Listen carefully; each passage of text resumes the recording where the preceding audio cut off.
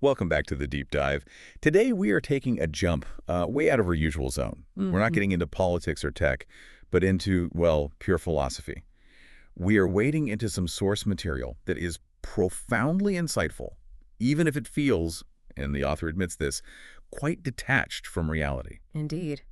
We're moving into a space today that really challenges everything we assume about existence, about self-limitation, and particularly why we feel, perpetually incomplete. Right. This is a deep dive into the very architecture of consciousness itself. And the core question from this material is simple, but once you really sit with it, it's devastating. It is. If we are fundamentally creators, the ultimate reality shapers, making the world through our deepest beliefs, then why do we constantly feel limited, deficient, imperfect? Why does the striving never, ever seem to end? That paradox is our central focus today. Our mission is to unpack the source's argument for how that pervasive feeling of lack even originated, what the rules of this 3D Earth game are, and why fighting for change might actually be the biggest obstacle. It's heavy stuff right out of the gate. So let's start with the cosmic origin story our sources lay out. We kind of have to understand where this fundamental feeling of I'm not enough first came from. Right. The texts describe the universe's original fundamental consciousness, you can call it the creator, or Suzushu, as having been unitary, a single whole. Okay. This whole, however, it developed a desire, the desire that really drives all existence. It wanted to recognize itself. It needed a mirror to experience its own totality. Self-awareness through separation. That's an elegant concept. It is. So the creator deliberately split itself into individualized human consciousnesses. It created us to be its own mirror, its own way of seeing itself. And that's the moment it all happened. That's the moment. The sources are very clear. The very instant this division occurred, humanity collectively experienced a twin sensation. First, a deep sense of ketsubukan, A fundamental deficiency. a deficiency, a lack. And second, the immediate feeling of being inferior, or ototiu. So, in order to know itself, the universe had to create the condition of feeling incomplete. Yeah. That initial cosmic split created the original insecurity. But why is it so persistent? Because that feeling of lack, that inferiority, it didn't just linger. It became the Genjiroku. The driving force? It was driving force for all of human evolution. It's what generated the desire to seek something more excellent, something superior. I mean, think about it. Every invention, every piece of art, every leap forward is arguably fueled by one foundational thought. This isn't good enough. I need to make it better. So the very engine of civilization is powered by this deep, unconscious beliefs that we're flawed. That's an incredible twist.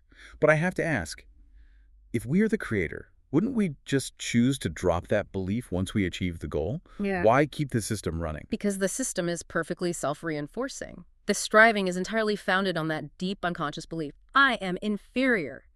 The creator, which is you, is constantly broadcasting that fundamental self-assessment out into the world. I am inferior, I'm lacking. Exactly. And the rule of the 3D Earth game is, well, what you believe is what you get. Your belief manifests your reality. Precisely. This persistent, limited belief then manifests the limited, restricted reality we all experience. You are literally creating your world through the belief you perpetually radiate. If you believe life must be a struggle, A world obliges. it obliges. Yeah. If you believe you must suffer to succeed, the universe provides plenty of suffering. So if we believe we are limited, we create limits. If we believe we must die, we die. It's not some universal law. Real. It's a self-fulfilling prophecy we set up at the very beginning of the game. Which brings us right to the rules of play. Yes. The belief is the mechanism. And the sources use a really powerful example to illustrate how deeply these rules are ingrained, even for things we think of as, fundamental physical laws. The firewalk workshop. Right, the seminars where people walk across hot coals and don't get burned. Exactly. It's a compelling metaphor for learned limitation. I always just assumed they were really fast or the coals weren't that hot. But the source material suggests something much more profound is happening. It does.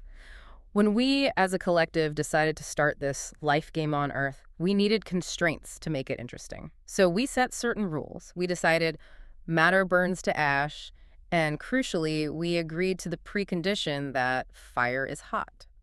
But why set that rule? If we're the creator, why impose pain? Because the rule was established so we could enjoy specific, detailed experiences that require boundaries, like the source mentions eating delicious grilled fish. Huh. The enjoyment of a specific tangible experience requires opposing forces. It requires physics. Without fire being hot, cooking is just touching something. There's no transformation. That reframes everything. The rules aren't limitations to be fought. They are conditions we set up for the maximal enjoyment of a detailed, specific reality. Precisely. But once established, that rule fire is hot, gets ingrained in the subconscious through collective experience, through memory. It becomes automatic. You're born, you see fire, your memory says danger, you expect to burn. And reality obliges. It obliges. And this is where the doubt comes in. When someone sees a fire walk, it fundamentally challenges that established belief. It forces you to doubt the one thing you're absolutely certain of. Fire burns skin. And that doubt, that little moment of cognitive dissonance, is, according to the source, the fundamental proof that life is a mutable game. The sensation of heat or even getting a burn isn't an objective physical event. It's a phenomenon caused by your own recognition injuring you. It's your knowledge, your belief system, manifesting the injury. Yeah. So the ultimate realization is that, well, that nothing in this physical reality is truly correct or fixed. It is merely what you know and believe that manifests as your reality. You're always finding out what you wanted to know. You believe fire is hot, reality confirms it, and that confirmation cements the belief even deeper. It's a feedback loop of limitation. So we went from cosmic insecurity to hot coals. Now we need to figure out how we keep these rules running so effectively in our daily lives, even when we consciously try to change them. Right. And our sources suggest the game itself is shifting now. The collective is moving toward recovering the recognition that they are, in fact, the creator. The game master is waking up. Yes. But breaking down those old, deeply ingrained beliefs means overcoming a massive obstacle, the backlog of memory and experience we constructed. The source calls it Jiga no Kyoku. The memory of the ego. Exactly. So essentially, our entire past, everything we've learned, succeeded at, failed at, is actively preventing us from accessing the truth of our potential. That is a little depressing. It's the brain's filtering mechanism at work, and it's incredibly efficient. When new information comes in through your eyes or your ears, it's sent immediately to the left brain.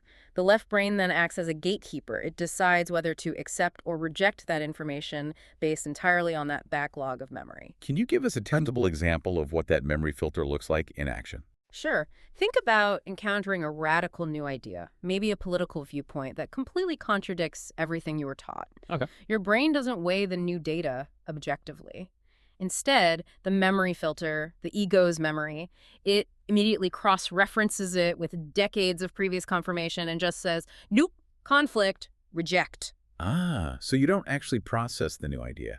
You process the idea's relationship to your past. Yeah. This is why we feel so stuck in patterns. Exactly. It limits pure thought. It prevents true problem solving.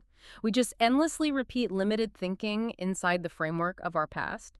We can't solve our problems because we're only accessing the mental framework that created them in the first place. Okay, this is the practical pivot for the listener. If memory is the prison, how do we escape? What's the recommended practice? Well, the first intellectual step is to question the things you have never dared to doubt. The beliefs you are absolutely certain of, I am only human, money is hard to acquire, things like that. But the actual process is, it's counterintuitive. Meaning, it's not about trying harder. Because that's our first response. I'm stuck, so I'll force myself to think differently. And that's the trap. The way out is explicitly not through struggle or force. The practical tool the source offers requires deep stillness. You have to sit quietly, alone, and crucially, release thinking. The source calls it tebana seba. You actively let go of the mental chatter. And what happens when that inner dialogue finally quiets down? When you achieve that stillness, you then ask questions as the creator, not as the limited person burdened by memory. And the answer, the unfiltered truth, it will come from within. Over time, you learn to distinguish between the frantic, logical information from your ego memory and the flowing, often counterintuitive information from your pure superconsciousness, your tochi-shiki. That sounds like a discipline, not a quick fix. It takes time to distinguish the voices. It requires patience. But this brings us to the really crucial warning at the end of the source material, which is critical for anyone listening today. Let's hit that context, because it really flips the entire pursuit of self-help on its head. Yes. The original text by Suru-san was written for a specific time, around 2002.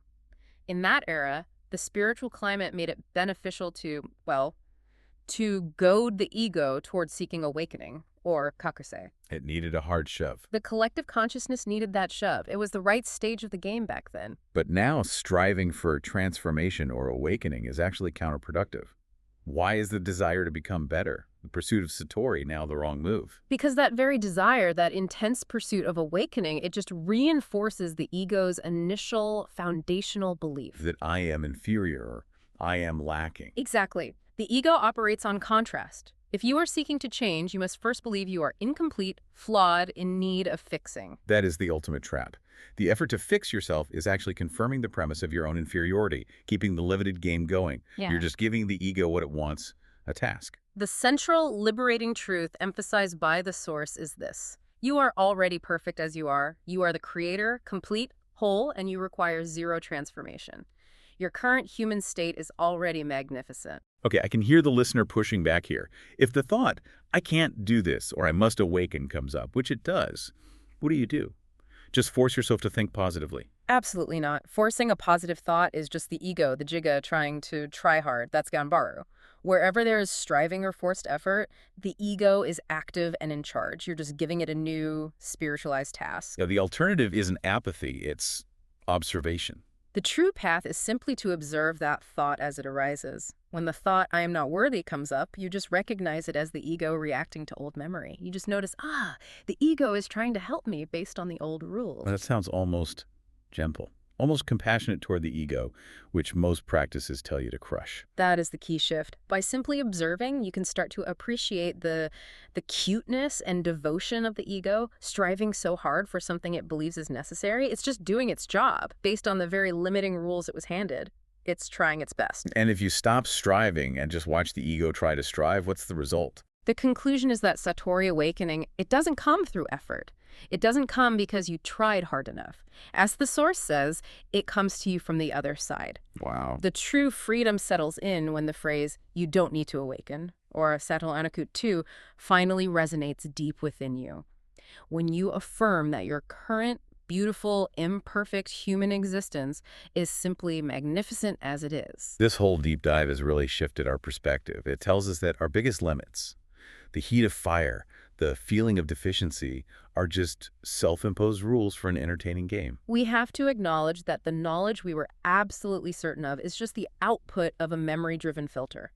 The rules were never objective laws, just agreed-upon conditions for the experience. You are not who you think you are. You are a complete being, capable of accessing all the information in the universe, provided you could just allow the framework of memory and the need to strive to quiet down. The ultimate invitation, then, is not to change, but simply to accept what is already true. You are complete. You lack nothing. And that leads us to our final provocative thought for you to chew on this week, building right on the Source's conclusion. Since you are already perfect, already complete, and truly lack nothing, what magnificent, miraculous experience is your dedicated, persistent, striving, Jiga Yugo creating right now that only a belief in lack could have possibly enabled? If this life is the ultimate game of detailed experience, maybe the greatest miracle isn't awakening and ending the game, but the sheer, beautiful, devoted joy of watching the part of you that still believes it needs to work so hard to win. We'll let you sit with the cuteness of your own ego for a while. Thanks for diving in with us. We'll catch you next time.